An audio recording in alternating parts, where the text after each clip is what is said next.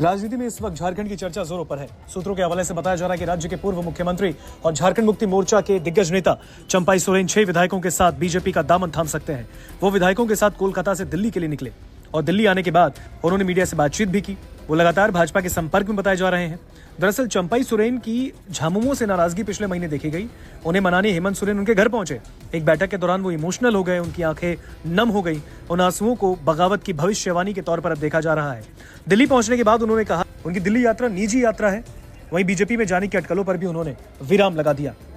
आप दिल्ली आए हैं, क्या मकसद है? खबर ये है कि आप बीजेपी ज्वाइन करने की आपकी खबरें आ रही हैं, क्या कहेंगे? जी सर, माइक नीचे। जी सर, बोलिए सर। सर बोलिए। देखिए, अपने निजी काम के लिए हम आए हैं। एक मिनट चुप। जी सर, जी सर। हमारा बच्ची रहता है, उससे देखने के लिए आए हैं। जी तमाम जो बातें चल रही हैं इसीलिए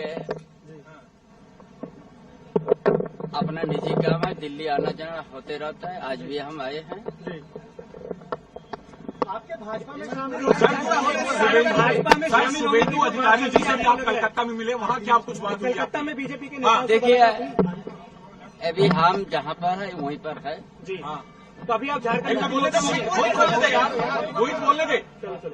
जी जी सर।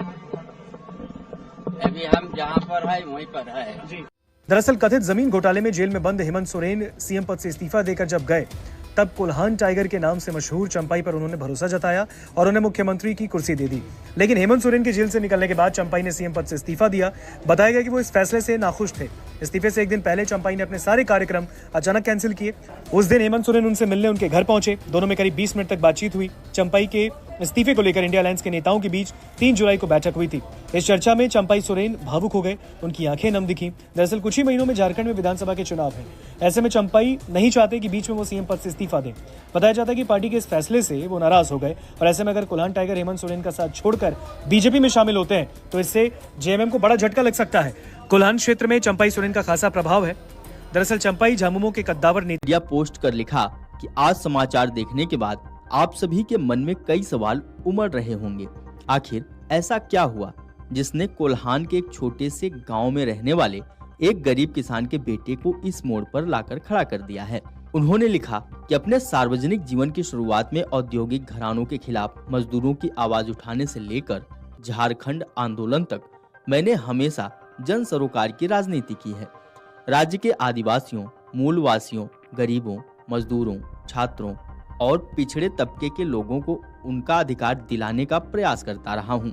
किसी भी पद पर रहा अथवा नहीं, लेकिन हर पल जनता के लिए उपलब्ध रहा। उन लोगों के मुद्दे उठाता रहा जिन्होंने झारखंड राज्य के साथ अपने बेहतर भविष्य के सपने देखे थे।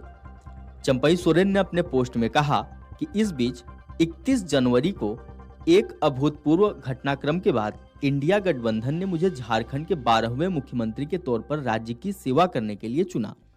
अपने कार्यकाल के पहले दिन से लेकर आखिरी दिन यानी 3 जुलाई तक मैंने पूरी निष्ठा और समर्पण के साथ राज्य के प्रति अपने कर्तव्यों का निर्वहन किया। इस दौरान हमने जनहित में कई फैसले लिए और हमेशा की तरह हर किसी के लिए सदैव उपलब्ध रहा।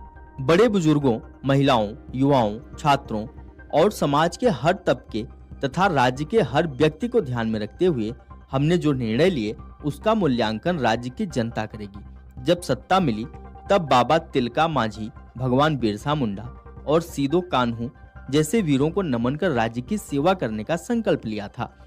झारखंड का बच्चा बच्चा जानता है कि अपने कार्यकाल के दौरान मैंने कभी भी किसी के साथ न गलत किया, न होने दिया। पूर्व सीएम ने कहा कि इतना अपमान और तिरस्कार झेलने के बाद मुझे एक अलग रास्ता देखने के लिए मजबूर होना पड़ा। विधानमंडल दल की बैठक में मैंने बहुत दुखी मन से कहा था कि मेरी जिंदगी का एक नया अध्याय आज से शुरू हो रहा है। मेरे सामने 3 विकल्प थे। पहला, राजनीति से संन्यास लेना, दूसरा, अलग संगठन बनाना और तीसरा, अगर इस रास्ते पर कोई साथी मिलता है तो उसके साथ आगे बढ़ना। उस दिन से लेकर आज तक और आने वाले झारखंड विधानसभा चुनाव तक इस सफर में मेरे लिए सभी विकल्प खुले हैं। उन्होंने कहा कि पिछले 3 दिनों से हो रहे अपमानजनक व्यवहार से भावुक होकर मैं आंसुओं को संभालने में लगा था, लेकिन उन्हें सिर्फ कुर्सी से मतलब था। मुझे ऐसा लगा मानो उस पार्टी में मेरा कोई वजूद नहीं है, कोई अस्तित्व नहीं है। जिस पार्टी के लिए हमने अपना पूरा जीवन समर्पित कर दिया।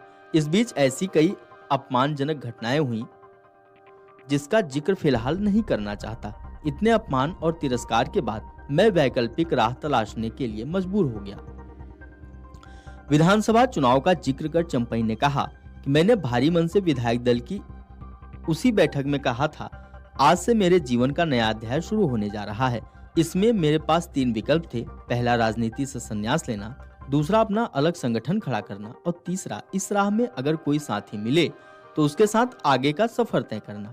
उस दिन से लेकर आज तक तथा आगामी झारखंड विधानसभा चुनावों तक इस सफर में मेरे लिए सभी विकल्प खुले हुए हैं।